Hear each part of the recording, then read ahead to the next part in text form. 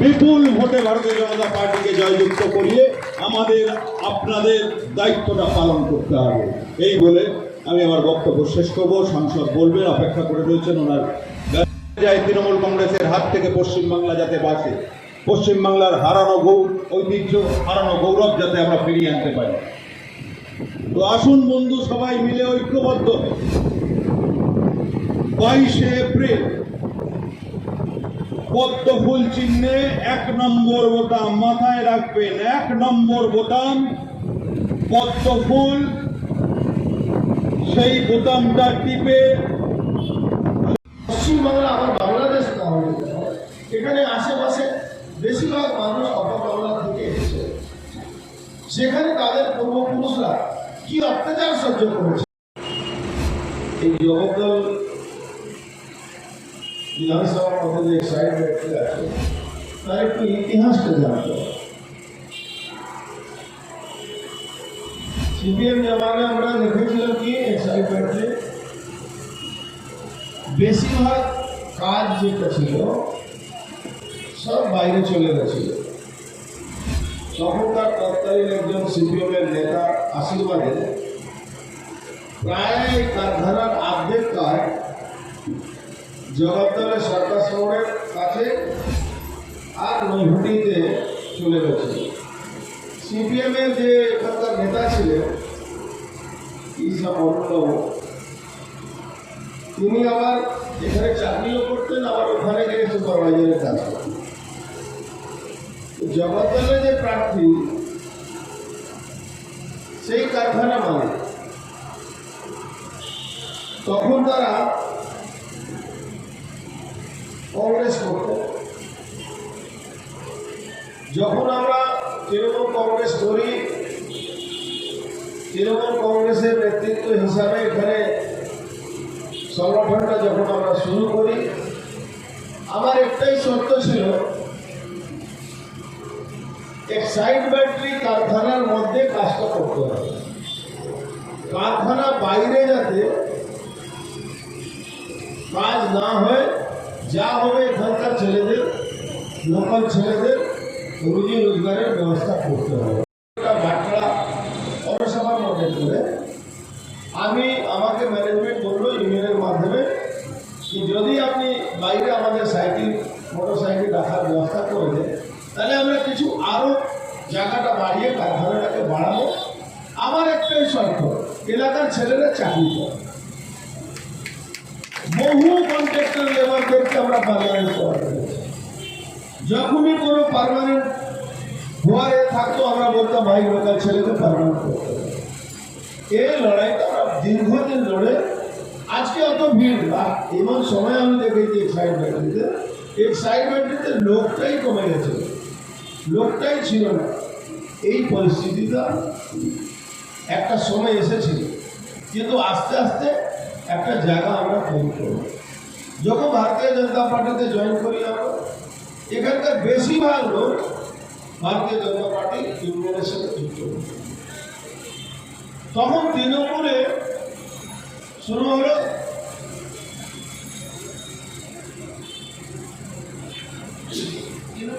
হলো গুন্ডাদেরকে নিয়ে এখানে মস্তানি করো, ভয় দেখানো, ম্যানেজমেন্টকে চমকানো। আমি কোনো শ্রমিকদেরকে কোনো লড়াই মধ্যে লেলিয়ে দেওয়ার পক্ষপাত নেই। আমার সঙ্গে যে লড়বে আমার সঙ্গে লড়ুক, আমার কোনো আপত্তি নেই।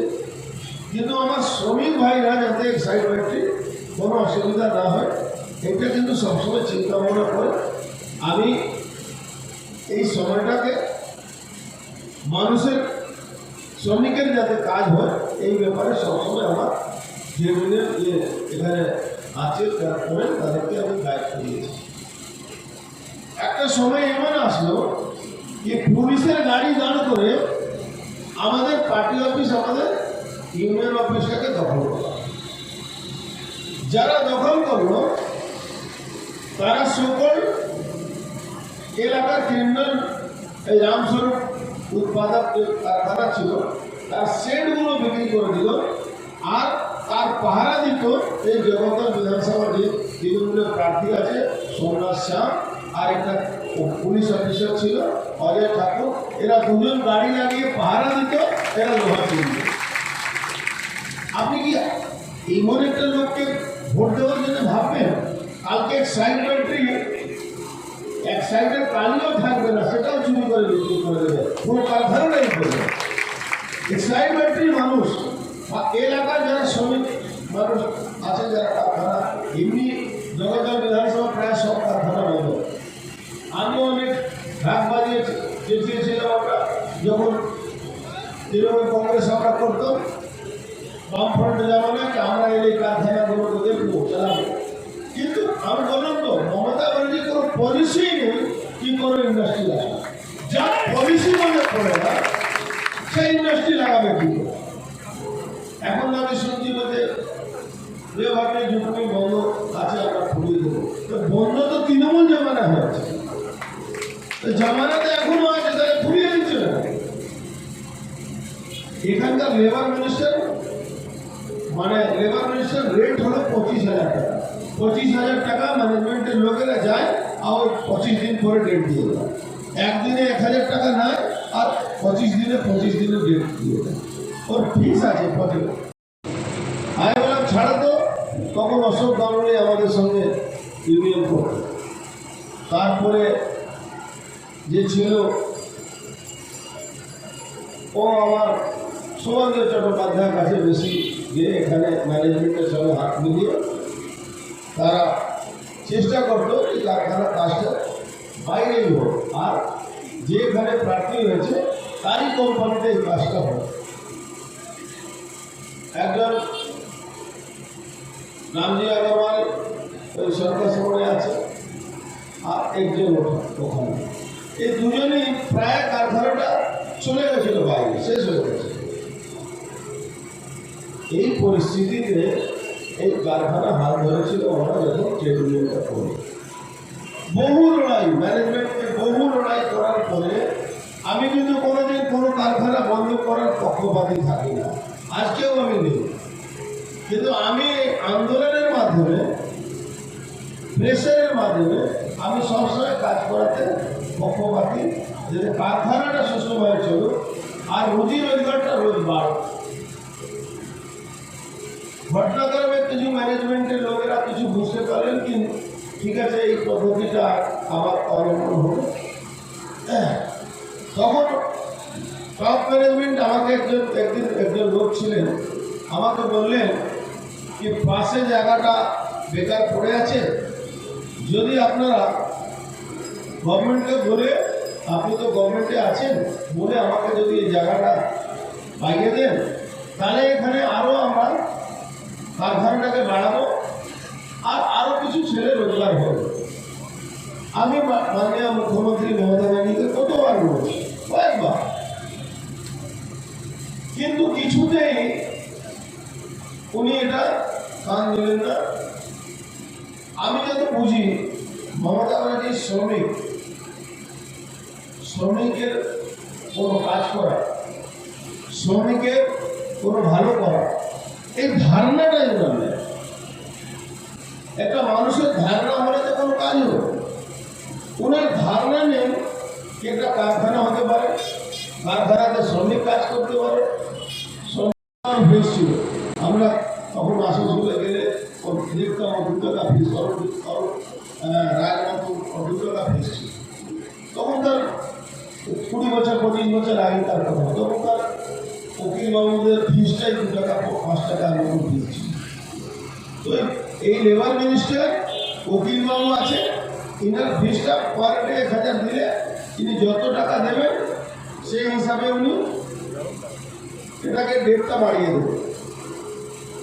এই কারখানা জমি যাতে পায় সেটা দিলেন না। পৌরসভা আসার পরে আমি কিছু জায়গা দিলাম, যাতে ভিতরে কিছু হলে এগ্রিমেন্ট করানো হলো, লিজ দেওয়া হলো, যাতে কিছু ছেলে চাকরি রোজগার হয়।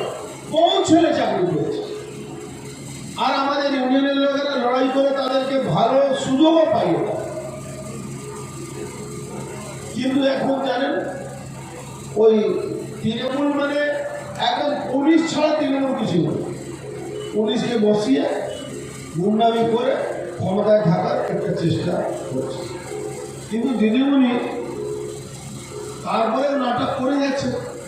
দিদিমণি নাটকের তো সীমা পেরিয়ে গেছে। কালকে দেখুন আমার মুখ থেকে আবার বেরিয়ে গেল, প্রশ্ন করলো সুমন এবিপি আনন্দ যে আপনি কি করে বললেন নন্দীগ্রামে আপনাকে বিজেপি মেরে দিয়ে, বলো ভুল করে মুখ থেকে বেরিয়ে গেল।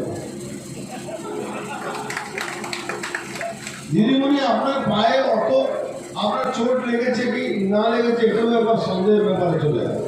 আমাকে একজন বলল মমতা ব্যানার্জি পায়ে চোট লেগেছে, সব থেকে ভালো ওষুধ কে দিতে পারে? হ্যাঁ বলো কে দিতে পারে?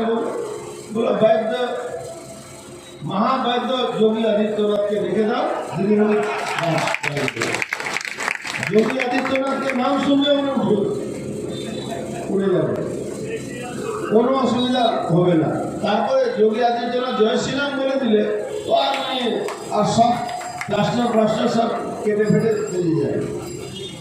এমন একটা পরিস্থিতি হয়েছে কি মুখ্যমন্ত্রী হয়ে উস্কানি দিচ্ছে কি খুন্তি দাগ নিয়ে প্যারামিলিটারিকে ঘেরাও করে। একটা মুখ্যমন্ত্রী এটা বলতে পারে না।